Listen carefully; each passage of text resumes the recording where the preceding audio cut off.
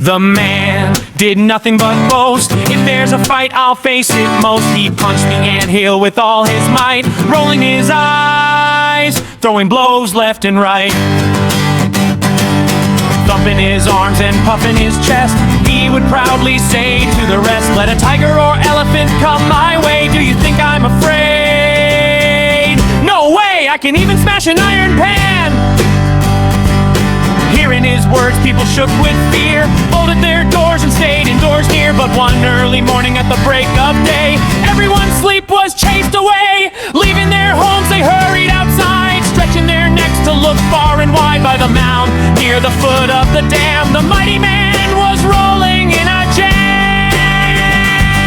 What's the matter, brother? What's wrong? Whispered the crowd that gathered strong. The man then shouted in dismay, a termite has bitten the tip of my nose today.